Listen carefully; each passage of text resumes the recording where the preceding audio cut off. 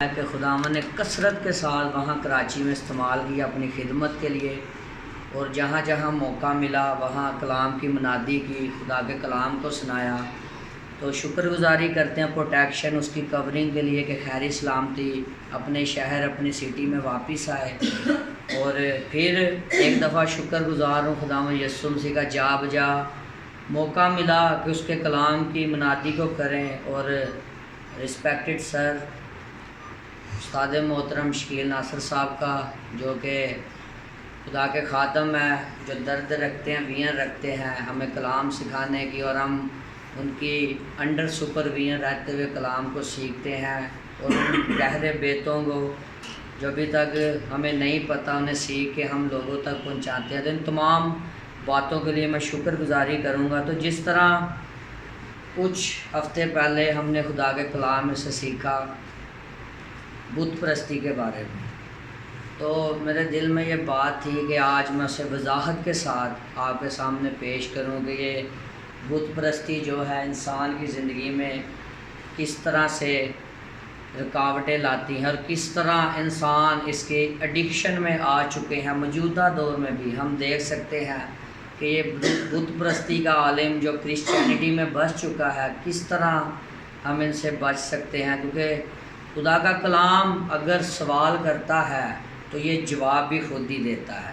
کسی انسان کو ضرورت نہیں کہ وہ ڈیبیٹ کرے، لیکن اگر ادھر سے سوال اٹھا ہے تو خدا کا کلام جواب بھی دیتا ہے۔ اور جہاں خدا کا کلام خاموش ہے ہمیں بھی وہاں پر خاموش رہنا چاہیے۔ ہمیں ڈیبیٹ یا بحث کسی سے نہیں کرنی چاہیے، اپنی فلسفی ہمیں دوسروں کے سامنے ریپرزینٹ نہیں کرنی، بلکہ جو اس میں لکھا ہے جہاں تک ہماری حدود ہے، لمیٹیشن ہے، ہم نے وہاں تک رہ کے اس کلام کی باتوں کو سکھانا ہے اور سیکھنا ہے۔ میرے ساتھ نکالیں گے پرانے عہد نامہ میں سے یشوع کی کتاب، سبھی نکالیں گے پرانے عہد نامہ میں سے یشوع کی کتاب، اس کا 24واں باب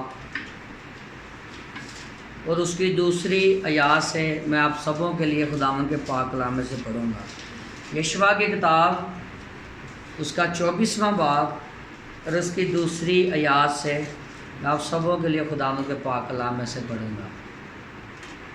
خداوند کے پاک کلام میں یوں لکھا ہے، تب یشوع نے ان سب لوگوں سے کہا کہ خداوند اسرائیل کا خدا یوں فرماتا ہے کہ تمہارے ابا یعنی ابراہیم اور نحور کا باپ تارا وغیرہ قدیم زمانہ میں بڑے دریا کے پار رہتے اور دوسرے معبودوں کی پرستش کرتے تھے، اور میں نے تمہارے باپ ابراہیم کو بڑے دریا کے پار سے لے کر کنعان کے سارے ملک میں اس کی رہبری کی اور اس کی نسل کو بڑھایا اور اسے اسحاق عنایت کیا۔ خداوند کے پاک کلام پڑھے اور سنے جانے پر خداوند کی خاص برکت۔ آج ہمارا جو سبجیکٹ ہے، ہمارا ٹاپک ہے وہ آئیڈل ورشپر، بت پرستی، کہ یہ ابتدا سے لے کر جب خدا نے انسان کو بنایا اور انسان کی پیداوار زمین پر ہونا شروع ہوگی تو یہ ابتدا سے ہی بت پرستی کا عالم تھا۔ ہاللیلویہ! ابتدا سے ہی لوگ بت پرستی کرتے تھے۔ اب اگر ہم غور کریں، باپ ابراہیم جسے ایمانداروں کا باپ کہا گیا ہے، فضیلت بخشی کی باپ ابراہیم کو، اب وہ غیر قوم سے تھا۔ کدھر سے تھا؟ غیر قوم سے تھا، اور اس کا والد تھا جو وہ بھی بت پرست تھا، اور اس کے آباء و اجداد جو پیچھے اس کے دادا پردادا جتنے بھی لوگ تھے وہ سبھی بت پرستی میں تھے۔ اور خدا کا کلام ہم یہاں پر دیکھتے ہیں کہ جب یشوع لوگوں کو تاکید کرتا ہے، اس بنی اسرائیل کو، ان لوگوں کو جنہیں وہ وعدہ کی سرزمین پر لے کر جا رہا ہے، جنہیں یردن کو اس نے پار کروایا، اب وہ انہیں بتا رہا ہے کہ تم اسی طرح نہ کرنا جس طرح تمہارے باپ دادا کرتے آئے ہیں، یا تمہاری نسلیں اس پانی کے پار، اس دریا کے پار کرتی آئی ہیں، اسی طرح تم نے نہیں کرنا۔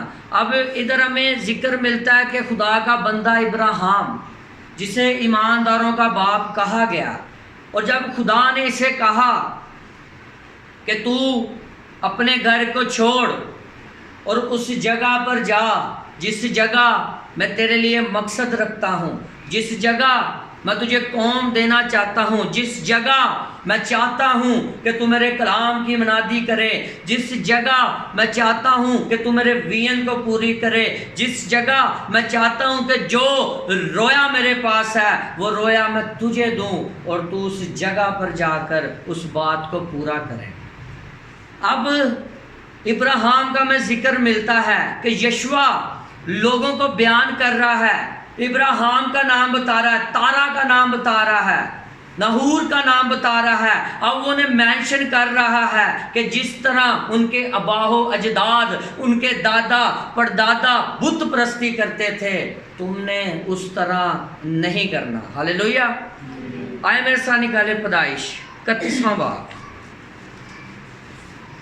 آپ کی بیٹر انڈرسٹینڈنگ کے لیے میں آپ کو آیات کے ذریعے سمجھاؤں گا تاکہ آپ بہتر سمجھیں۔ پیدائش کی کتاب اس کا 31واں باب نکالیں سبھی۔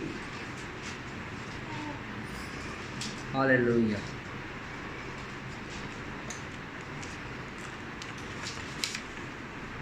سبوں نے نکال لیا؟ اس کی 18ویں آیت کی طرف غور کریں۔ 31واں باب۔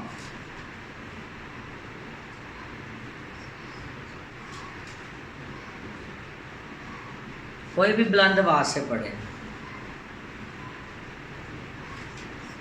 اس کا مطلب آپ کسی نے نہیں نکالا، آپ سارے ہلا دیتے ہیں۔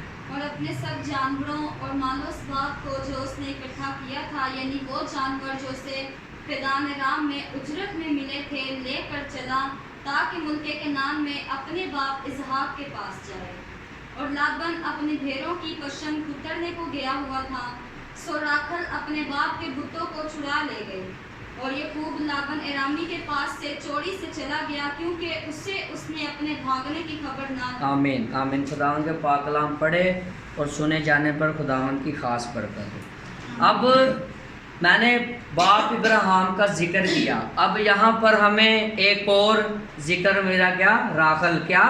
راحل جو یعقوب کی بیوی تھی، لابن یعنی جو اس کا سسر تھا۔ اب وہ یعقوب جسے خدا نے برکت دی تھی، جو جہاں جاتا تھا جو کام کرتا تھا خدا سے کیا دیتا تھا؟ برکت دیتا تھا، برکت سے نوازتا تھا۔ اب اس کی بیوی راحل جب اپنے باپ کے گھر سے نکلتی ہے تو وہ کیا کرتی ہے؟ اس کے جو بت ہے وہ چرا کر لے آتی۔ کیا کرتی ہے؟ اس کے جو بت ہے وہ چرا کر لے آتی ہے۔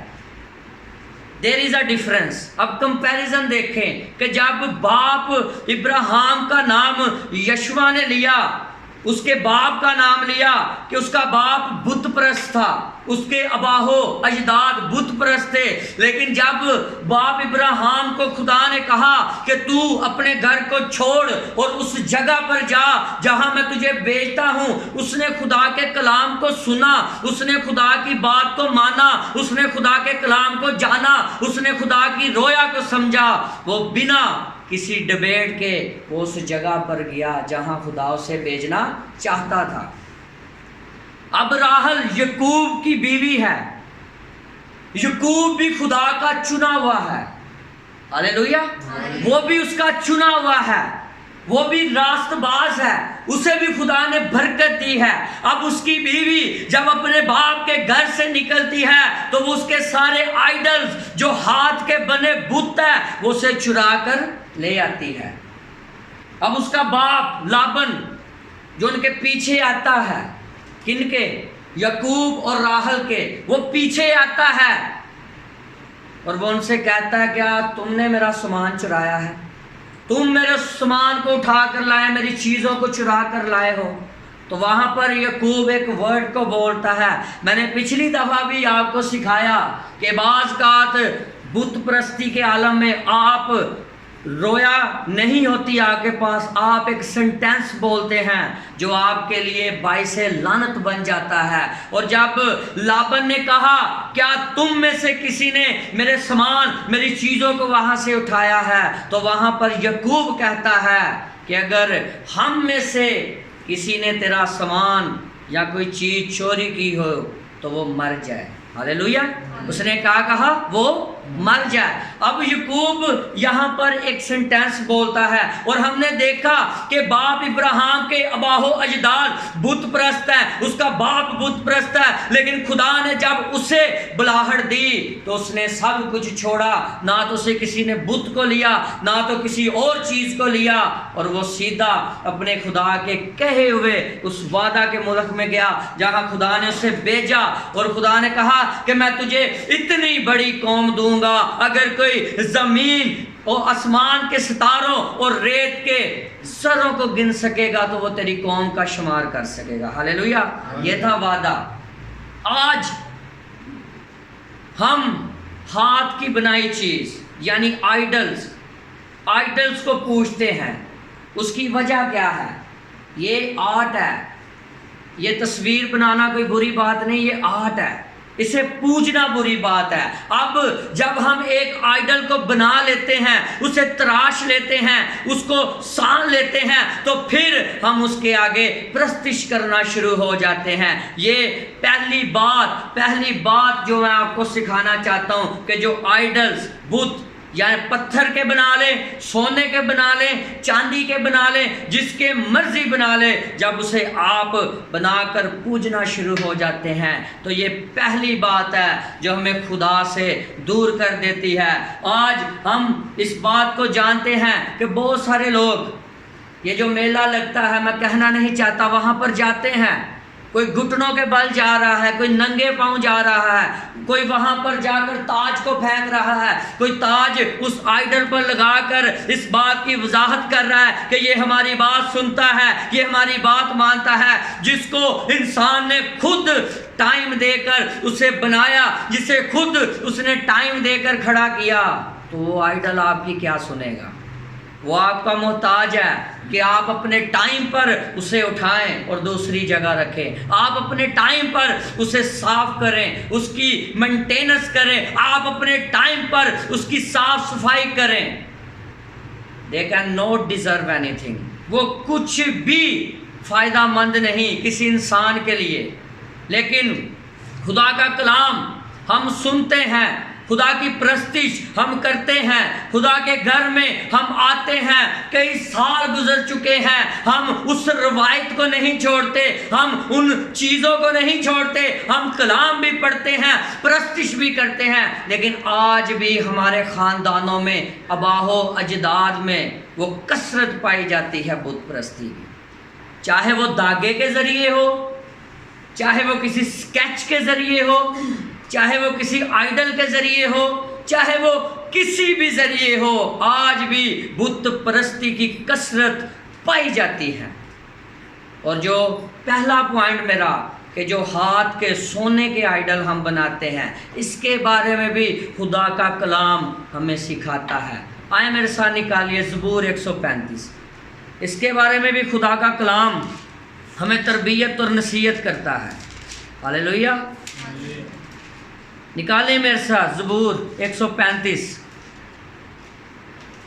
खुदावंद तेरा शुक्र हो। उसकी 15वीं आयत से मैं आप सबों के लिए पढ़ूंगा। ये जो भी मैंने पहला पॉइंट दिया कि हाथ के आइडल जो हम बनाते हैं, यहाँ पर लिखा है खुदावंद के पाक कलाम में, कौमों के बुत चांदी और सोना है, यानी आदमी की दस्तकारी। उनके मुंह है पर वो बोलते नहीं, आंखें हैं पर वो देखते नहीं, उनके कान हैं पर वो सुनते नहीं, और उनके मुंह में सांस नहीं। उनके बनाने वाले उन्हीं ही की मानिद हो जाएंगे। आमीन। अब यहाँ पर हमने पढ़ा कि ये एक दस्तकारी है, यानी जो उस बुत को बनाता है उसके कान तो बना देता है, लेकिन वो कान सुनते नहीं। वो उसकी आंखें तो बना देता है, लेकिन वो आंखें देखती नहीं। वो उसका मुंह तो बना देता है, लेकिन उसके मुंह से कुदरत नहीं निकलती। वो उसका मुंह तो बना देता है, लेकिन उसके मुंह में सांस नहीं। इसीलिए हमें कलाम में मिलता है कि जो इन ममूदों को बनाते हैं वो उनकी मानिद हो जाते हैं। अगर उस बुत में इतनी खुवत नहीं, उसमें आंखें नहीं, उसके कान नहीं, उसका मुंह नहीं, तो किस तरह खुदा की रोया उस बुत में काम करेगी? گی، کس طرح خدا کا کلام اس کے بت کے منہ میں سے نکلے گا، کس طرح وہ آنکھیں آپ کو روشنی کا رستہ دکھا سکیں گی جس آئیڈل کو آپ نے اپنی تشکیل پر بنایا۔ ہاللیلویہ۔ یہاں پر خدا کا کلام فرماتا ہے کہ جو ان کو بناتے ہیں یا ان کے پیچھے ہوتے ہیں وہ ان کی مانند ہو جائیں گے، کن کی مانند ہو جائیں گے۔ اسی لیے خدا کا کلام کہتا ہے کہ جہان کے خدا نے تمہاری عقلوں کو اندھا کر دیا ہے، تم دیکھتے ہوئے بھی نہیں دیکھتے، تم سنتے ہوئے بھی نہیں سنتے، تو تم پر موت واجب ہے۔ ہاللیلویہ۔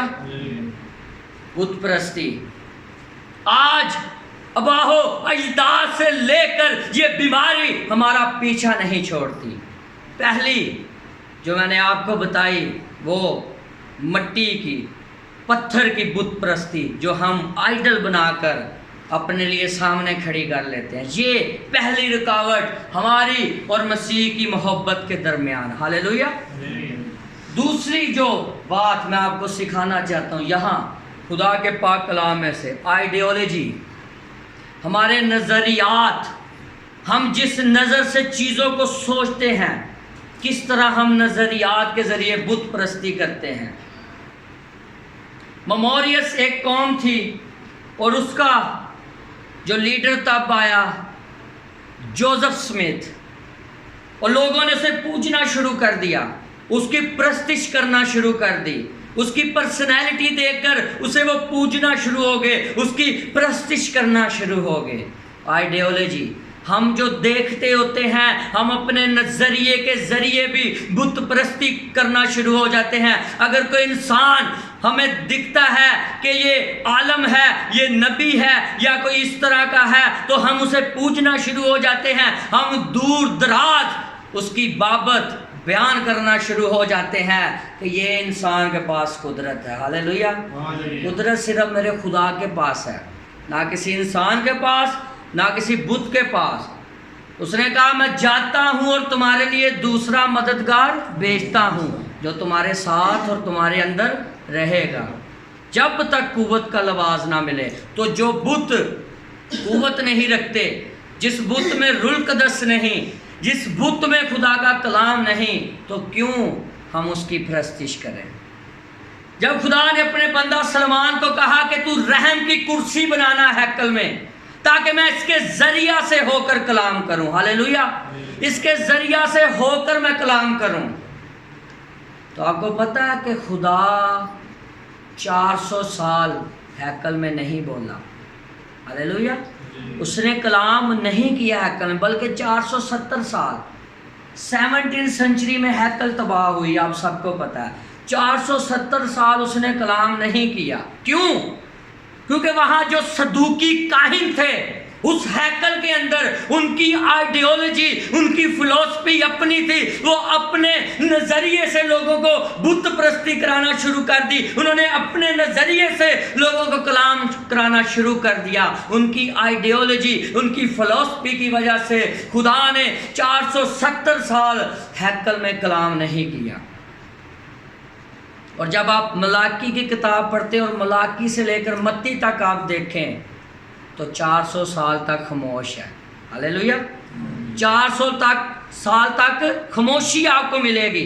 آپ پڑھ سکتے ہیں خدا کے کلام کو، ملاکی کی کتاب پڑھیں، پھر آپ متی میں جائیں تو 400 سال کی آپ کو خاموشی ملے گی، جو میں نے ابھی بات کی۔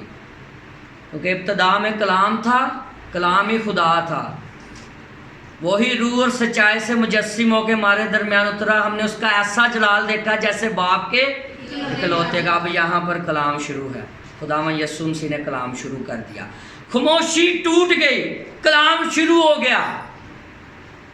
اور اب یعقوب کی 2 بیویاں ہیں، راحل اور لیا، اور اب دیکھیے باپ ابراہیم جو جس کے آباء و اجداد بت پرست ہیں، لیکن وہ اس چیز کو اگنور کرتا ہے کیونکہ بلاہٹ خدا کی ہے، اس کی زندگی میں خدا نے بلاہٹ کی ہے۔ وہ ان چیزوں کو نہیں سوچ رہا کہ میرے باپ دادا نے یہ کیا ہے، میرے باپ نے یہ کیا ہے، بلکہ اس نے اس چیز کو سوچا کہ جس نے مجھے چنا ہے، جس خدا نے مجھے چنا ہے، اس کی مرضی کے مطابق اگر میں چلوں گا تو ہمیشہ کی زندگی مجھے ملے گی، مجھے وہ قوم ملے گی، مجھے وہ جگہ ملے گی، مجھے وہ سٹی کنعان جس کا وعدہ خدا نے مجھ سے کیا ہے۔ ہاللیلویہ۔ اب راحل کے بارے میں جب ہم دیکھتے ہیں، کس کو پتا ہے کہ اس کی ڈیتھ ہو جاتی ہے؟ کسی کو پتا ہے کب اس کی ڈیتھ ہوتی ہے؟ بنیامین، ایلڈر صاحب کے لیے تالیاں۔ تو وہاں پر یعقوب نے ایک ورڈ کو بولا تھا کہ اگر ہم میں سے کسی میں سے تجھے یہ چیزیں ملے تو وہ مر جائے، تو وہ مری۔ ہاللیلویہ، وہ مری۔ جب کبھی یاد رکھیے آپ کی زندگی میں جب خدا کی رویا ہے، جب آپ اس میں پازیٹیو ہیں، جب آپ اس میں اسٹرینتھ فل ہیں، تو کبھی بھی خدا کو دھوکہ دینے کی کوشش نہ کریے۔ اسی لیے خدا کا بندہ داؤد کہتا ہے کہ میں کس جگہ پر جاؤں، میرے لیے کوئی چھپنے کی جگہ نہیں، پتال میں بھی جاؤں تو تیری نظر مجھ پر ہوتی ہے، چاہے میں ٹیلے پہاڑوں پر چڑھ جاؤں وہاں بھی تیری نظر مجھ پر ہوتی ہے۔ تو یہ بت پرستی کا عالم ہم نے اپنی مسیحیت میں سے ختم کرنا ہے۔ یہ آئیڈیالوجی، یہ فلسفی جس کے ذریعے سے ہماری نسلیں تباہ ہو رہی ہیں، ہم خدا کے کلام سے محروم ہو رہے ہیں، ہمیں یہ چیزوں کو ختم کرنا ہے۔ اسی لیے ہمیں پرانے عہد نامہ میں ایک شخصیت کا ذکر ملتا ہے، حزقیہ بادشاہ۔ کس نے سنا اس کا نام؟ جب وہ آیا حزقیہ بادشاہ، تو اس سے پہلے جتنے بھی گزر چکے تھے، اسرائیل کے جتنے بھی گزر چکے تھے، سب بت پرستی میں پڑ گئے تھے۔ ہاللیلویہ، سب بت پرستی میں پڑ گئے۔ اس نے کہا اس میٹر کو، اس مینٹیلٹی کو چینج کیا جائے۔ اس نے کام کیا شروع کیا؟ اس نے سارے بتوں کو توڑنا شروع کر دیا۔ ہاللیلویہ، اس نے سارے بتوں کو توڑنا شروع کر دیا۔ اور جب اس نے یہ کام کیا تو آپ کو پتا ہے سب سے بڑا جو مصر کے اندر ایک بت تھا اس نے وہ بھی توڑا، جو کہ مقدس موسیٰ نے وہ بلی کا سام بنایا تھا، وہ بھی حزقیہ بادشاہ نے اسے آ کر توڑا۔ جو اس نے عارضی تھوڑے وقت کے لیے وہ بت بنایا تھا، وہ بھی حزقیہ بادشاہ نے آ کر توڑا۔ تو یہ بات ہے کہ جب آپ خادم ہیں، آپ کی آئیڈیالوجی ڈیفرنٹ ہے، آپ کی تھنکنگ ڈیفرنٹ ہے، جب آپ کو پتہ ہے کہ آپ کی کلیسیا میں یہ بت پرستی کی کثرت پائی جاتی ہے، تو آپ کو ان کلام کو کھولنے کی ضرورت ہے، آپ کو ان آیات کو کھولنے کی ضرورت ہے۔ صرف محبت کا کلام نہیں، صرف نجات کا کلام نہیں، صرف شفا کا کلام نہیں، صرف یہ کلام نہیں ہونا چاہیے ہر وقت، بلکہ جب ہم کلام سناتے ہیں تو انہیں یہ چیزیں بتانی چاہیے کہ جو کام تمہارے باپ دادا کرتے آئے ہیں ان کا کوئی فائدہ نہیں۔ اگر تم نے برکت لینی ہے تو تم سچائی کے کلام کو حاصل کرو تاکہ تمہیں بھی برکت ملی جائے۔ یہودا اسکریوتی سارے شاگرد ہیں، اسے بھی اتنی برکت ملی ہے، وہ بھی جہاں جاتا ہے دعا کرتا ہے، برکت کی دعا مانگتا ہے۔ اور اگر آج ہم کہیں کہ یہودا اسکریوتی نے چند روپوں کے لیے، چند ان کوائنز کے لیے یسوع مسیح کی سوداگری کی، اس کا سودا کیا، تو آج وہ جہاں پر بھی تھا لوگ اسے فالو کرتے تھے۔ انہوں نے یہ نہیں سوچنا تھا کہ اس نے یسوع مسیح کو پکڑوایا۔ آئیڈیالوجی، ان کے نظریات تھے کہ یہ چنا ہوا ہے، یہ شخص ہے، یہ پرسنالٹی ہے۔ وہ پرسنالٹی کو دیکھ کر بت پرستی کرنا شروع ہو جاتے ہیں۔ وہ اس خیال کو، اس تھنکنگ کو نہیں دیکھتے کہ وہ خیال کیا تھا اور اس خیال سے کیا گزری ہے چیز۔ اور تیسری جو پرسنالٹی کے حساب سے ہم بت پرستی کرتے ہیں، آئے میرے ساتھ نکالیے گلتیوں کا خط۔ پولس رسول نے جو خط لکھا گلتیوں کے نام، ہاللیلویہ، جلدی سے نکالیے۔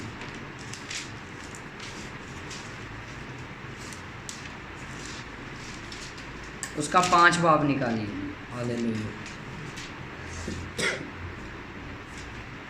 نکال لیا سبھی ہم؟ 5 बाब निकालें।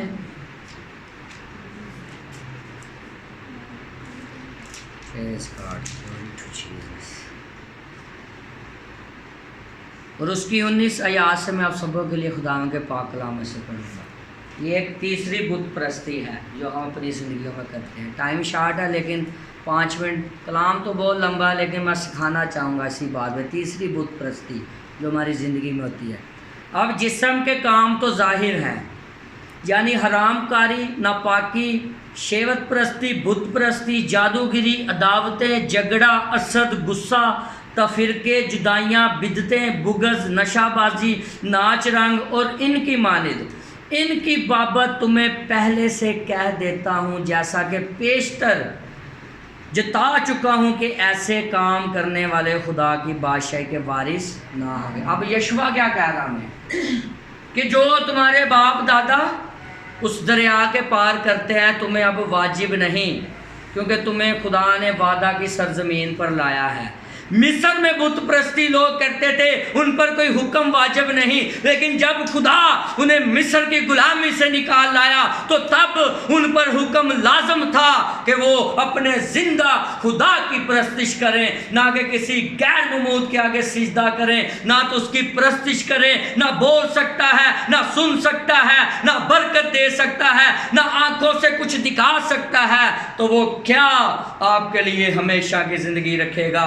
और ये तीसरी बात यहाँ पर हमें मिलती है कि जिस्म के काम, इससे भी हम बुत परस्ती कर जाते हैं, मसीह की मुखालफत कर जाते हैं, नाच रंग कर जाते हैं, बहुत सियासी बिदतें कर जाते हैं, जिसकी वजह से खुदा के कलाम की तज़ील होती है। और ये बात बुत परस्ती में गिनी जाती है कि जब जिंदा खुदा की बात को छोड़कर हम इन बुत परस्ती की चीज़ों को देखते हैं और गैर ममूदों की तरह अपने वो नाजेबा काम करते हैं, तो इसका मतलब है कि हमारी पर्सनैलिटी, हमारा बदन भी उस बुत परस्ती के आलम में बिक चुका है, जिसका जिक्र हमें यहाँ पर खुदा का बंदा पौलुस कर रहा है कि ये सारी चीज़ें तुम्हें जिताया है, पहले भी बताया है। पेशतर, पेशतर का मतलब होता है जो पहले गुजरी होती है। पेशतर बुत परस्ती के बारे में बताया है। अब राहल ने ये चीज़ नहीं सोची कि उसका जो खामंद है, उसका जो हस्बैंड यकूब है, उसे खुदा ने चुना है और खुदा उसके लिए मकसद रखता है, वो उसकी दुआ को सुनता है, वो उसकी बाबत हर बार उसे जहाँ वो जाता है उसे बरकत देता है। लेकिन उसने, हालांकि यकूब को भी नहीं पता था कि इसने अपने बाप के घर में से बुत चुराए हैं, लेकिन खुदा की नज़र में जो बुत परस्ती करता है वो सज़ा पाएगा। अगर राहल ने बुत परस्ती की, उसने उन बुतों को चुराया तो उसने सज़ा पाई, उसने मौत पाई। इसी तरह आज खुदा का कलाम हमें तरबियत इन 3 चीज़ों पर करता है कि ये तीनों चीज़ों की बुत परस्ती हमें बिल्कुल नहीं करनी, चाहे वो हाथ का आइडल है, चाहे वो आइडियोलॉजी है, नज़रियाती परस्तिश है, अगर चाहे वो जिस्मानी